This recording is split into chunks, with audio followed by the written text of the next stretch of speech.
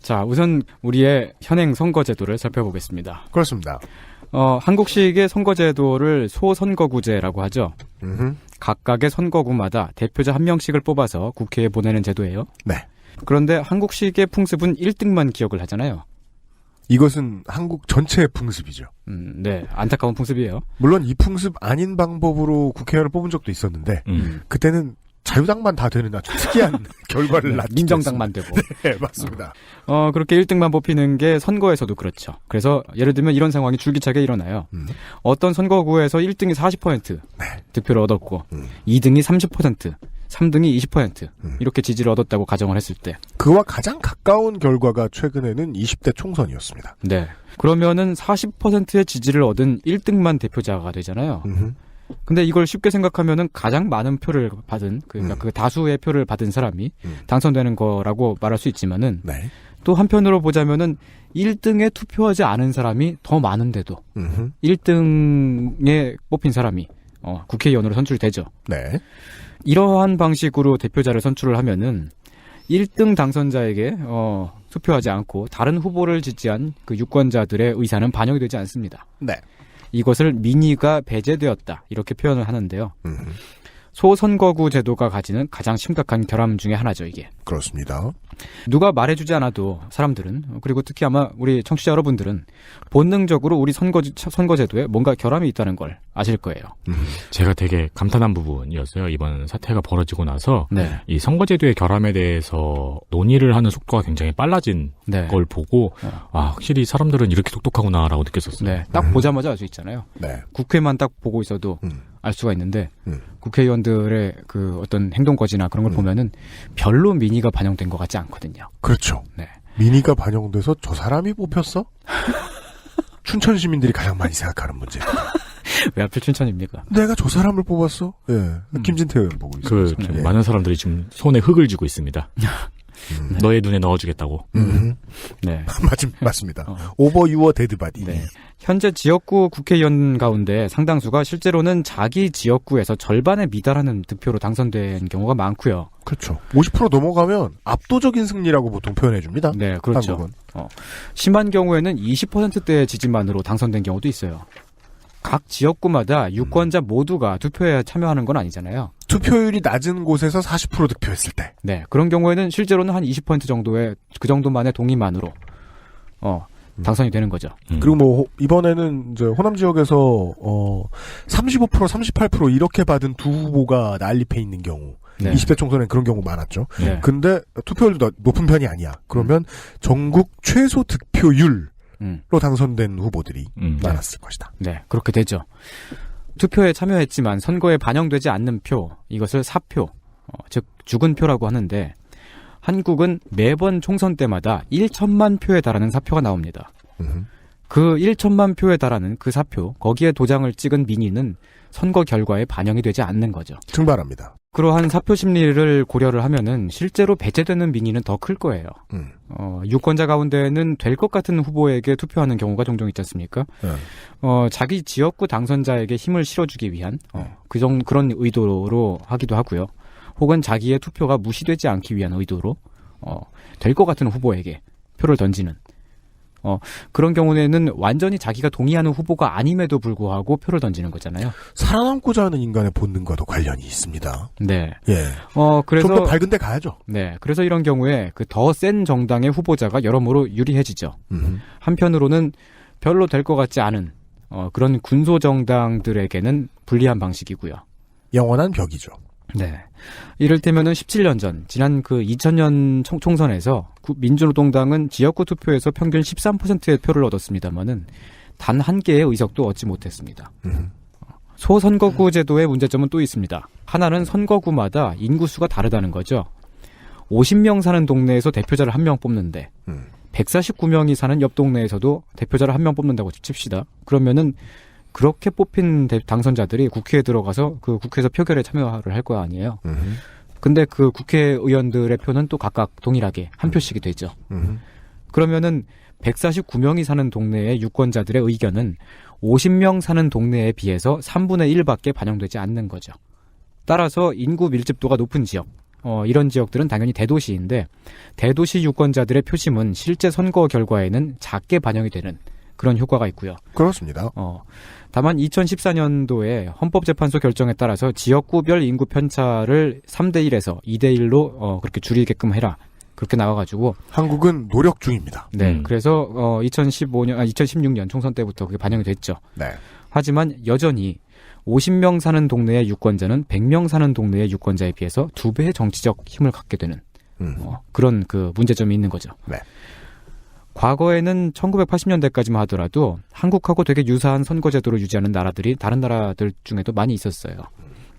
그래서 이제 그 나라들은 민의가 제대로 반영되지 않는다는 점, 그게 이제 심각한 사회적인 그 논의 주제였고, 그래서 각 나라마다 선거 개혁이 일어났죠.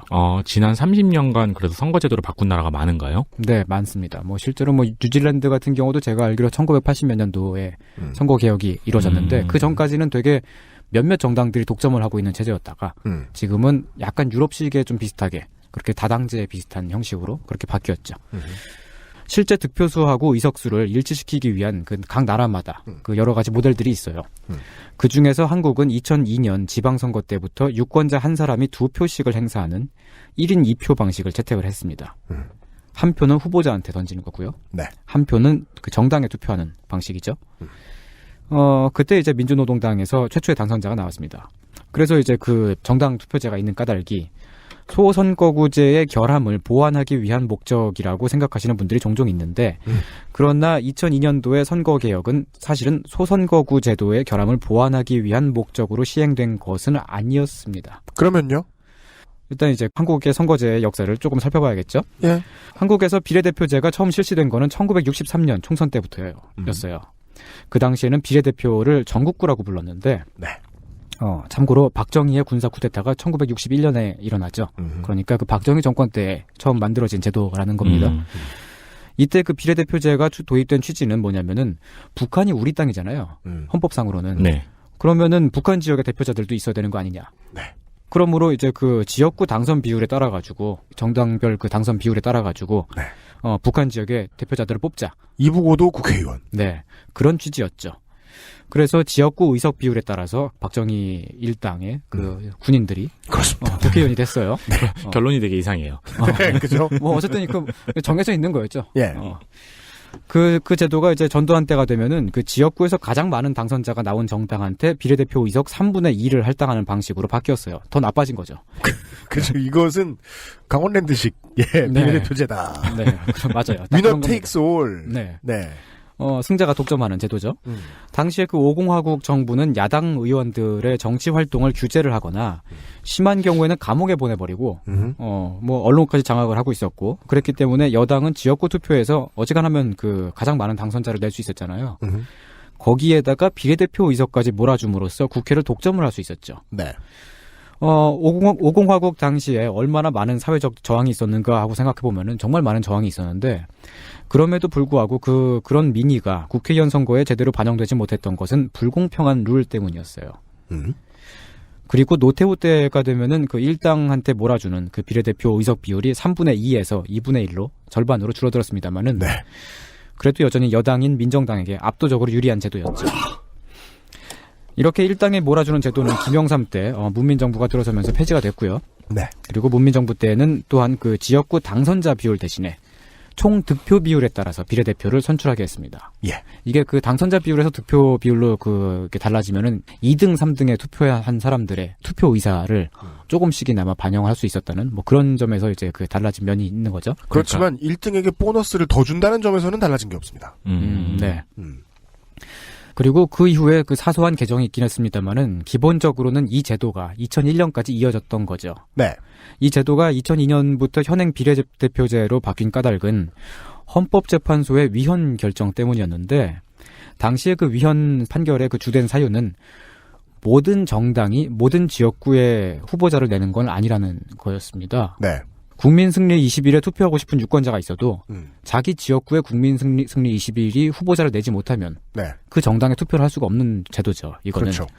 그래서 지역구 투표하고 정당 투표를 따로 하는 제도가 만들어진 겁니다. 네. 이전에 비례대표제는 투표하고 싶은 어떤 정당이 있어도 자기 지역구에 후보자가 나오지 않으면 투표할 수 없었기 때문에 그렇기 때문에 지역구 투표하고 정당 투표를 따로 하게 됐다. 이렇게 말씀드렸고요. 예. 이건 다시 말해서 현행 비례대표제는 소선거구 제도의 결함을 보완하기 위한 목적이 아니라 그 박정희 때부터 지금까지 이어져 왔던 그 여러 가지 그 여러 차례 개정을 거치면서 이어져 왔던 전국구 의원 선출 제도의 결함을 보완하기 위한 목적으로 만들어진 것이다. 네. 이렇게 말씀드릴 수 있겠습니다. 네. 다만 일각의 주장대로 현행 비례대표제를 손질을 해서 그 많이 이제 그 개정을 하면은 그러면 소선거구제를 보완하는 용도로 만들 수도 있겠죠. 그 얘기는 잠깐 쉬었다 와서 다시 이어나가겠습니다. 알겠습니다. 그렇게 쓰려고 18대, 19대 때 해봤는데 20대에 와서는 다시 줄어들었다는 얘기를 잠시 후에 좀 드릴 수 있을 것 같고 네.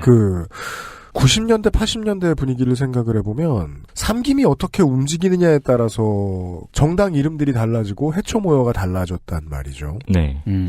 그 당시에는 지금도 그러합니다만 거의 모든 지역구에서 의원 후보들을 다 내는 걸 목표로 했었어요. 네. 지금은 당의 이름을 보여줘야 된다라는 이제 광고 홍보의 목적이 더 커 보이지만 당시에는 후보가 종이장 같은 후보라도 나와 있어야 그 사람에게 표를 줄 수 있다라는 문제였거든요. 네. 그래야 그 정당에게 표를 줄 수 있다. 그래서 돈과 조직이 없이 베테랑 몇몇 정치인이 새로 정당을 한번 시작해보자 라고 해서 만들어진 정당들은 전국 후보를 낼 수 없었기 때문에 결국은 득표율에서 밀려버려서 사라지는 경우들이 되게 많았습니다. 네, 참 많았죠. 이것은 이제 진보 정당의 움직임뿐만 아니라 보수 정치인들의 경우에도 새로운 정치 실험 같은 걸 아예 할 수 없는 구조임을 15대나 14대 총선이 보여주었던 기억이 납니다.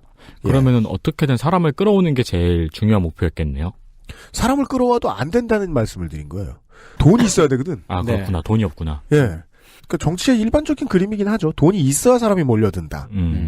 그래서 그 당시에 이제 있었던 그 큰 변화 중에 하나가 그 이제 삼김 중에 하나였던. 네. 김종필 씨도. 네. 그 자민련이 쫄딱 망했지 않습니까? 네.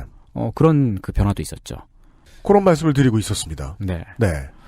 전혀 대안 같은 건 지금까지는 안 나왔어요. 네. 그 결과를 살펴봤습니다. 그 사실은 옛날이었지만 몇 번 살펴봤던 한국의 선거제도의 변화에 대한 얘기를 좀 듣고 있었습니다. 네. 네. 이게 위헌이라는 판결을 해주기 전까지 사람들한테 물음표가 뿅 떠 있었는데 그냥 가만히 있었어요, 다들. 예, 정치란 어르신들이 하는 거니까. 네. 그냥 당에 우리 동네에 나와 있는 당 이름들 중에 우리 후보, 내가 좋아하는 후보 이름을 찍었더니 그 당의 표가 또 가더라. 도박판 시스템이 있었다. 네. 라는 얘기를 들었어요. 그렇게 해서 어쨌든 위헌 판결 이후에 2002년부터 이제 비례대표제 현행 제도가 시행이 됩니다만은 그럼에도 여전히 지역구별로 뽑는 게 주류이죠. 그럼요. 예, 비례대표 의석은 한 6분의 1, 전체 의석의 6분의 1 정도에 불과하고요. 네. 13, 14, 15대 이런 때 정치하던 사람들에게서 전국구, 즉 비례대표를 혼동하는 이 어르신들의 생각은 비례는 1, 2번에 총재 앉혀놓고 전국을 돌아다니면서 광고하게 만드는 거 아니요? 그러니까 그게 김종인 씨의 생각이었던 거죠, 20대 때. 네. 예. 그러니까 나를 1번을 안 주는데 내가 왜 당대표를 해? 이런 이해도. 예. 네. 그런데 이러한 그 현행 선거제에서는 매우 많은 사표가 발생을 하고 예. 당선자를 제외한 나머지 후보를 찍은 유권자들의 민의는 반영되지 않는다는 말씀을 앞에서 드렸습니다. 그래서 이를 보완하기 위한 다른 나라의 선거제도나 선거개혁 사례가 여러 차원에서 연구되고 논의가 되어 왔는데요. 그 중에서도 주요 정치인에 의해서 처음으로 공약으로 나온 것이 독일식 정당 명부제. 정당 명부제. 네, 입니다. 네. 앞서 살짝 언급됐듯이 문재인 대표의 당시 공약이었죠. 2012년도에. 문재인 대표가 UMC님하고 같은 부대 출신인가요? 그래요? 차대는 달랐습니다. 네, 아니, 군번 차이가 너무 나기 때문에. 같은 부대라고 하긴 좀 어렵지 않을까? 하긴 같이 복무했을 리는 없겠죠. 그 독일식 선거제도의 요체는 실제 정당 지지율에 근접하게 의석수를 배분하는 거죠. 일단 지역구별로 후보자들한테 투표를 해가지고 대표자를 선출을 해요. 그래서 예를 들면은 한 녹색당이 50명, 노동당에서 45명, 그리고 변혁당에서 5명 이렇게 뽑혔다고 칩시다. 일단 이렇게 뽑힌 사람들은 당선이 일단 확정이 되죠. 그런데 실제 득표수를 보니까 세 당이 모두 33%씩 고르게 득표를 했단 말이에요. 예를 들면은 그 변혁당이 모든 지역구에서 다 2등을 했다면 네. 그런 결과가 나올 수 있겠죠.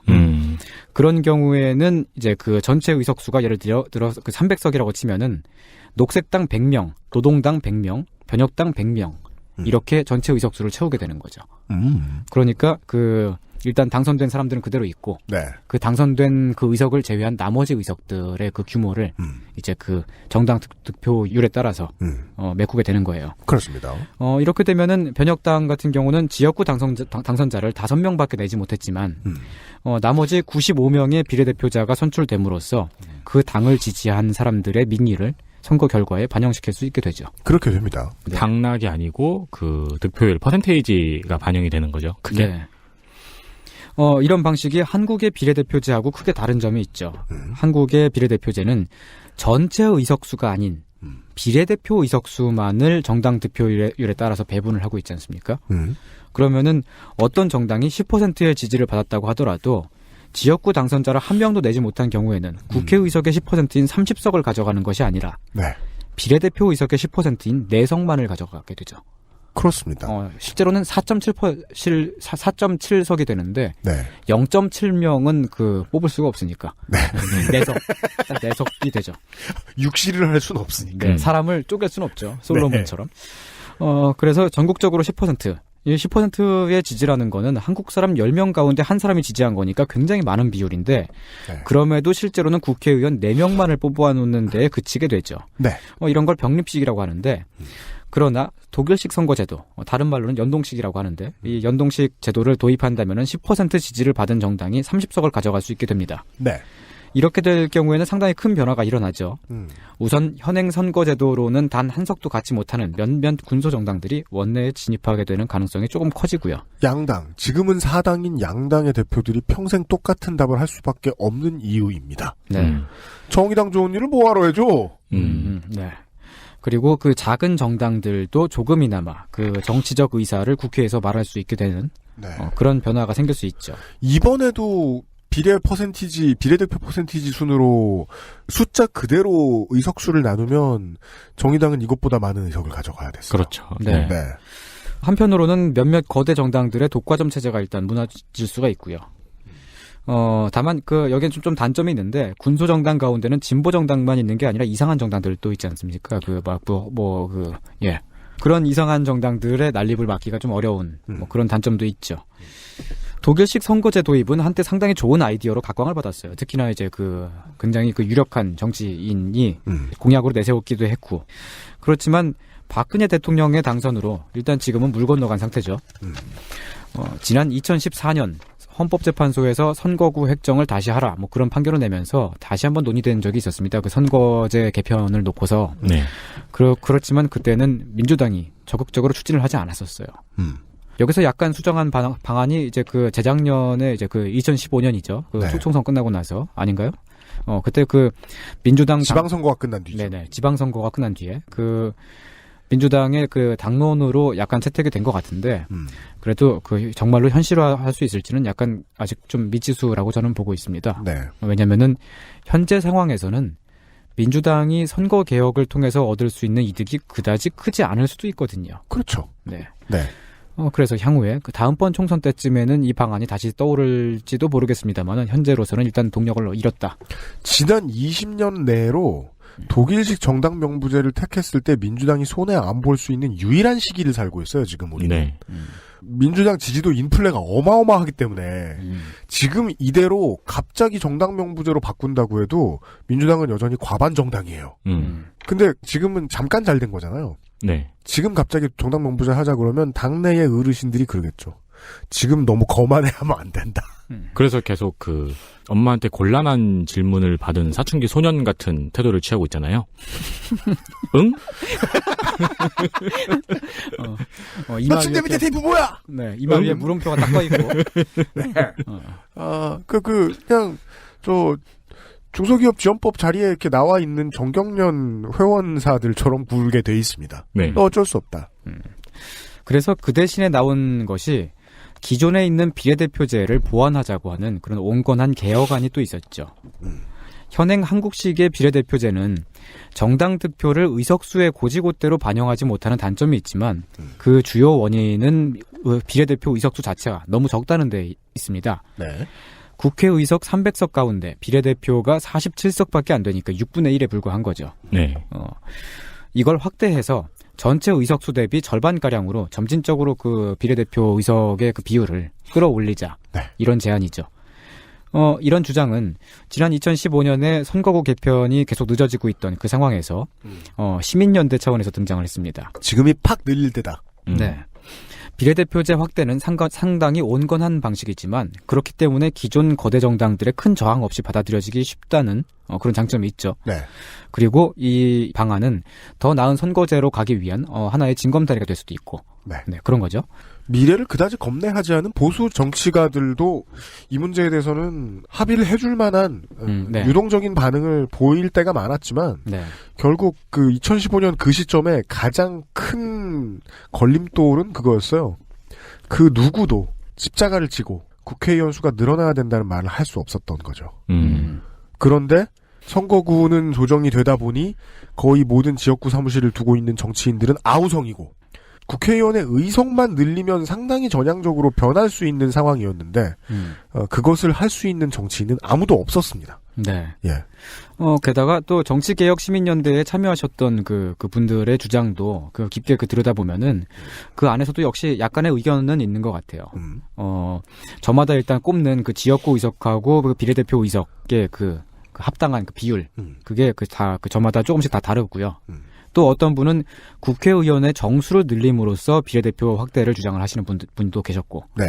또 한편으로 또 어떤 분은 독일식 연동형 그 비례대표제 도입을 첫 번째 개혁안으로 하는 그런 분도 계셨고요. 네. 또 다른 분은 이제 그 연동식 비례대표제를 그 독일식 제도를 주장을 하면서도 권역별 비례대표제라고 하는 것도 또한 그 긍정적으로 보는 뭐 그런 분도 계셨습니다. 네.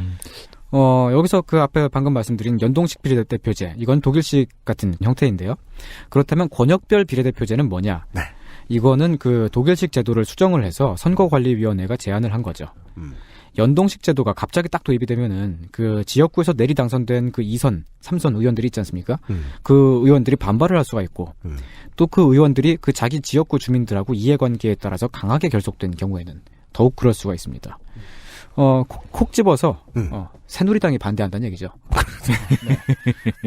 네, 맞습니다. 네, 그래서 그 비례대표를 확대하긴 하되 전국 단위로 막 뽑고 이렇게 막 갑자기 막 그렇게 급진적으로 이렇게 막 그 개혁을 하는 게 아니라 네. 일단은 권역을 크게 나누어서 그 각각의 권역별로 그 비례대표자들을 따로따로 뽑자는 거예요. 맞습니다. 그러면 다선 의원들이 불평할 일이 사라집니다. 네. 더 쉬워집니다. 그들이. 네, 자기 지역구를 일단 보존을 할 수 있으니까. 네. 그들이 각 지역의 김종인이나 이만섭이 되는 거예요. 가만히 있어도 계속 당선되는. 네네. 그래서 그 사람들이 죽을 때까지 그 사람들 입을 막아놓고 그 다음번에 그 다음 개혁을 생각해도 되지 않겠느냐. 네. 개혁은 원래 100년 놓고 짜는 거거든요. 네. 네. 그 사람들의 죽음을 좀 어떻게 앞당길 수는 없을까? 요즘 대한민국에서 대한민국 국민들이 가장 많이 바라고 있는 거죠. 제가 요새 옛날 드라마 다시 보기를 한단 말이에요, 집에서. 네. 프렌즈를 다 끝냈기 때문에. 그럼 이제 비슷한 재밌는 거 뭐 있을까요? 남자 셋, 여자 셋. 위기의 주부들을 봐요. Desperate Housewives. 네. 위기의 주부들을 본 적 있으신 분들은 아실 거예요, 아마. 위기의 주부들이 가장 재밌는 점은 모든 게 다 막장인데, 네. 이 주인공들의 문제가 생겼을 때마다 그 문제가 해결되는 방식은 그 문제를 일으킨 사람들이 자꾸 죽어요. 뭐 한적한 교회 동네에서 툭함 살인이 일어나고. 아, 그런 드라마였어요? 네, 툭함 누가 죽어서 문제를 해결해줘요. 오. 볼 때마다, 저것이 시청자가 꿈꾸는 환상적인 세계인지도 모르겠다. 나를 귀찮게 해주는 사람이 어느 날 죽어있는. 혹은 내가 죽였는데 걸리지 않는. 권선징악이죠. 예. 근데 그런 일은 없잖아요. 예. 그들은 살아서 어떠한 세력으로서 계속 목소리를 내고 힘을 가지고 있을 거란 말이죠. 그들과 타협하는 방식으로, 지역별 대표제를. 네. 이렇게 그 권역을 나누는 거를 일단 선거관리위원회가 그 제안한 방식에 따르면은 네. 일단 서울을 한 권역으로 둬요. 네. 그리고 그 다음에 인천, 경기도, 강원도를 또 한 권역으로 묶고, 그 다음에 세 번째 권역은 이제 그 충청남도하고 북도를 한 권역으로 묶고, 그 다음에 또 경북을 한 권역으로, 또 그 경남을 또 한 권역으로. 네. 이렇게 그 대체로 이제 그 인구수에 맞게끔 네. 이렇게 그 조절을 한다는 거죠. 그리고 그 다음에 이제 그 전라남도하고 북도, 그 제주도를 또 한 권역으로 이렇게 묶어서 6개의 그 권역으로 나눈다는 거죠. 전라남도. 다 벗은 남자의 길이란 뜻이죠. 그리고 이제 그 각 권역에서. 이건 왜 고민했어요? 고민할 수도 있죠, 뭐. 그냥.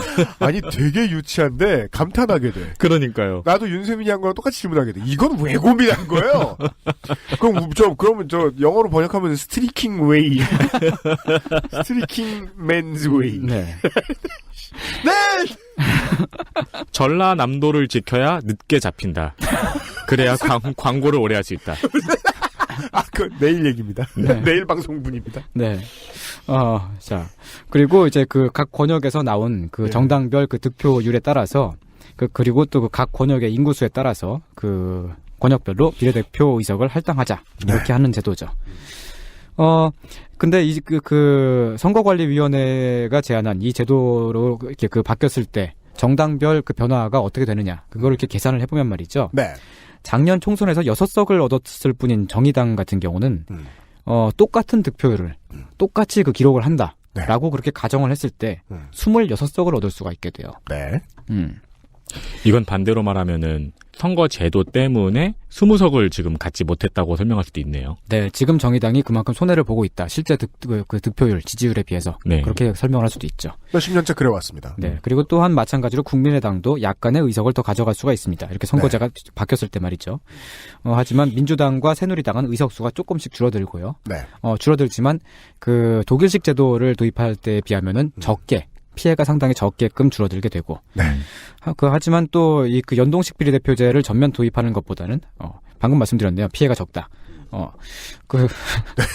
맞아요. 네. 꼭 한 번씩 동어 반복하시더라. 네, 그래요. 이 얘기가 승자 독식을 줄여나가는 승자들이 반항을 좀 덜 하도록 만들면서 줄여나가는 방식이다. 네. 그렇지만 또 이제 그 보면은 그 정의당보다 적은 득표를 기록한 소수 정당들이 있지 않습니까? 네. 그 뭐 예를 들면은 그 녹색당이나 노동당 등등의 경우가 있는데 그들의 경우에는 권역별 비례대표제를 도입한다고 하더라도 현재의 득표율로는 의석을 가질 수가 없습니다. 네. 그러니까 그 지금 있는 현재 기존 정당들에서만 네. 약간씩의 조정이 거쳐지는 그 정도. 그죠. 네. 네. 신입을 잘 받아주지 않는다는 점에서는 오래된 정치인들에게 그나마 받아들여질 만한 방식이라고 얘기해야 되는 거예요. 네. 이게 낡은 방식이라고 하는 게 아니라. 네. 네. 다만 이제 이 경우에는 그 가장 이득을 보게 되는 그 정당이 정의당이기 때문에 네. 정의당의 경우는 대체로 이 방안에 찬성을 하는 그런 분위기인 것 같아요. 네. 정의당은 이 중간에 딱 걸려 있는 거군요. 네, 그렇습니다. 지금까지 나온 선거제도 개혁 방안 중에 몇 가지를 살펴보았습니다. 이 방안들은 모두 적어도 지금까지 시행되고 있는 현행 선거제도에 비하면은 민의를 조금이나마 더 많이 반영할 수 있는 그런 방식들이죠. 네. 왠지 슬프네요. 그 정치권의 반발을 줄이기 위해서 민의를 조금이나마 더 많이 반영할 수 있는 방식을 설명한다는 게 어떤 면에서 슬프다고 볼 수 있네요. 그러니까 네. 거기에 대고 답답하다고 개혁을 말할 거면 똑바로 말하라고 성질 내는 순수한 의도를 가지신 분들 때문에 개혁이 안 돼요. 네. 네, 맞아요. 너무 이건 매우 세심하게 들여다 봐야 됩니다. 이렇게. 네. 현실적으로 접근해야 되는 것도 있죠. 네. 그러나 이게 앞으로 현실화되기까지는 여전히 그래도 하나의 큰 장벽을 넘어야만 해요. 네. 하나는 지금 의석을 가지고 있는 원내 정당들의 셈법이 다 다르다는 거고. 네. 그렇기 때문에 이 정당들 간의 합의가 도출되기 어려울 수도 있다는 거죠. 그래서 이 중에서 어떤 방안을 선택할지를. 그래서 언론도 얘기 안 해줘요. 왜냐하면 자기들이 늘 출입하는 정당에 자기의 아이덴티티를 맡겨버리는 같은 언론인들이 되게 많기 때문에 이 새끼들은 어느 순간부터 양대 정당의 기득권이 나한테도 있는 거라고 착각을 하기 시작해요. 예. 시장의 변화를 언론이 같이 바라지 않게 됐다는 건 되게 변태 같은 일이거든요.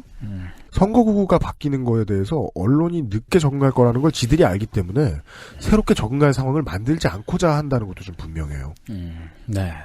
모든 직장인은 일을 편하게 하는 방식을 선호하죠. 네. 그 기성 정당들에게 줄 서는 언론이 제일 네. 쉬운 방식이니까요. 네. 그리고 지들은 줄 선다고 생각 안 해요. 지들이 조련한다고 생각하죠. 네. 그렇게 줄 서지 않는 그것은 알기 싫다 같은 방송이 좀 어떻게 좀 잘 해먹으려면은 네. 진보 정당이 좀 많이 좀 커야 되는데. 저희가 잘 해먹으려면요. 네. 진보 정당도 크고. 네. 친반 연합도 갑자기 막 한석 얻고 막. 네. 소기업을 막 살려주죠? 갑자기 큰 대기업 하나가 망했어요. 네. 어처구니 없는 이상한 아이템을 들고 있는 기업들도 갑자기 성장할 거예요. 네. 그런 일은 있어도 돼요. 우린 시행착오를 해야지. 네. 전 그렇게 생각합니다. 우리가 먹고 살기 위해서 소수 진보 정당들의 성장을 바라고 있는 그런 상황이죠. 맞습니다. 저희들은 그들을 길들이지 않을 거예요. 네. 여기서 한 가지 또 질문을 할 수가 있어요. 네. 그렇지만 사표가 줄어든다고 해서 그게 곧 민의일까 하는 겁니다. 끝까지 질문해야 됩니다. 이런 질문은. 네. 독일식 정당 명부제가 만약에 100% 반영이 됐어. 네. 네. 그런다고 사표가 없어질까? 네. 사표는 많이 줄어들겠지만은 그래도 그 어떤 후보자를 우리가 찍었는데 그 후보자를 찍는 게 우리가 진짜로 동의해서 그 후보자를 찍은 것일까까지도 고민을 할 수 있겠죠. 네. 현행 선거제도와 앞으로 바뀔지 모르는 개혁 방안들은 모두 공통된 모순을 가지고 있어요. 비례대표를 늘리거나 보완한다고 하여도 여전히 지역구에 따라서 대표자를 선출한다는 거죠. 그리고 그게 그 선출된 그 대표자들의 주류를 이룰 거라는 거고요. 바쁘신 분들은 여기서부터가 본론입니다. 네. 다 따라오신 분들은 허탈하시죠? 그런 건 미리 말씀을 해주셔야죠. 바쁘신 분들은 59분부터 들으세요. 이런 식으로. 그러니까 말이에요. 저 설명에 써놓으려고요. 가끔씩. 예. 아마 근데 써놓지 않아도 그 네. 팟빵 게시판 같은 데는 어떤 분께서 여기서부터 들으세요 이렇게 하시는 분도 계실 거예요. 아니요. 그런 분들은 말실수 같은 것만 적어놔요. 아 그런가? 네. 네. 주의가 번잡하면 59분부터. 뭐 이런 식으로. 네. 네. 자, 지금까지 이런 살펴본 개혁안들은 소선거구제를 유지를 하면서 그 보완책으로 사표가 된 표를 선거 결과에 반영하는 것일 뿐이죠. 네. 하지만 우리는 더 질문을 더 나아가서 왜 우리의 대표자를 지역구에 따라서 선출해야 하지? 중요한 질문입니다. 네. 저 이거 되게 궁금한데 네. 물어보면 멍청하다 그럴까봐 못한 질문이에요. 해보세요. 그러니까 이 질문이요. 왜 지역구에 따라 선출하지? 예. 하긴 술자리에서 우리가 그런 얘기를 하면 네. 우리 맨즈플레이너 형들이 이 멍청아부터 시작을 그러니까. 하겠네요. 자, 그러면 이제 그 질문을 일단 던져놓고요. 네. 조금 있다가 돌아오겠습니다. 저희가 멍청이가 아니라는 걸 지금부터 1분 사이에 증명하겠습니다. 왜요? 이런 멍청한 소리를 하고 광고가 얼마나 많이 돼요. 들어보세요. XSFM입니다.